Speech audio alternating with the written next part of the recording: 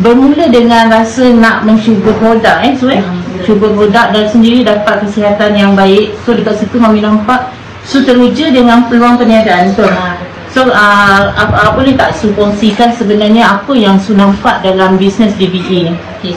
Yang pertama, saya lebih teruja untuk membantu orang-orang yang kat luar sana yang lebih sihat, sebab saya dah dapat manfaat dengan Mami.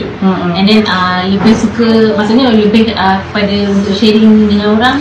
Bila kita sihat, kita nak semua orang sihat, sebab memang depan mata saya ramai orang yang macam wheelchair, nampaklah ada yang tak berapa sihat kan. Itu yang lebih teruja untuk membantu lah. Sebenarnya kita ambil peluang sebab bila kita dah sihat kan, kat situ kita nampak sebenarnya ramai orang kat luar sana yang perlu kita bantu, betul tak?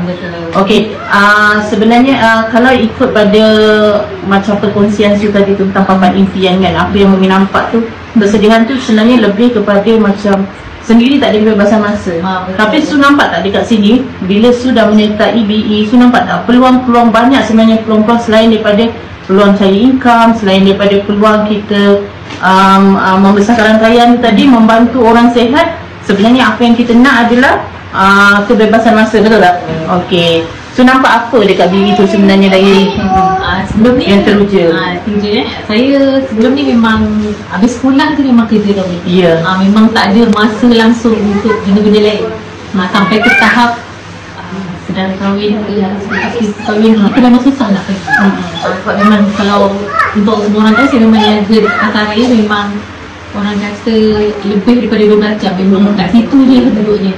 And then saya join keluarga BE ni, banyak benda baru yang saya belajar, nampak peluang-peluang yang memang rasa seronok lah. Macam sebelum ni yang paling saya sedih lah sebenarnya saya tak pernah ada impian untuk orang kata pergi bercuti, walaupun ini sebuah impian je, belum jadi kenyataan. Tapi apa yang saya nampak macam Mami dah pernah pergi holiday apa semua luar negara ni, and then perasaan tu mula muncul Mami. Saya cakap terang sampai husband saya pun tahu, bukan setakat orang kata nak pergi luar negara bercuti melancong, dia ajak pergi tepi laut ke, dia ajak pergi mandi gunung tu pun saya tak ada. Saya tak terasa nak pergi untuk orang kata mandi-mandi ke dengan keluarga, tak ada. Memang dunia saya ni, kalau orang tahu, memang dunia memang cari duit, kerja, memang kat situ lah. Ataupun ni sebab mindset kita daripada kita habis sekolah, aku memang dah tahu itulah perniagaan keluarga yang aku dah teruskan, dan mindset kita tahu di situ memang tak ada ruang untuk aku, sebabkan dia perniagaan tu dia melibatkan mall, jadi yang tak boleh ditutup, kita pula buat kerja sendiri tu tapi di sini bila nampak lagi peluang di BE, maksudnya peluang untuk merubah kehidupan tu terbuka kan?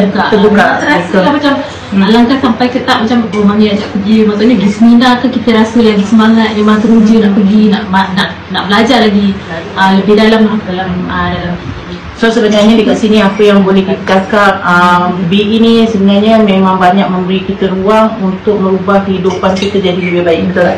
Okey, sebab itulah yang sebenarnya yang Mami nak kongsikan kepada anda semua tentang apa yang Suraya dapat di sini. Sebenarnya daripada dulu tau, memang dia bersusah bercerita dengan Mami yang dia ni sebenarnya memang sentiasa orangnya memang bekerja, tapi bila dia nampak kami ni yang pergi holiday, boleh turun KL semua kan, keinginan dia untuk merubah kehidupan tu ada. Dan sebenarnya dari segi, bukan sahaja daripada segi kesihatan, DBE ni sebenarnya kalau kita nak berjaya, maksudnya kita nak merebut peluang-peluang macam car fund, home fund, lepas tu kalau kita nak pergi melancong, itu adalah satu benda yang boleh jadi kenyataan. Dan Mami yakin Su sendiri pun nampak kan.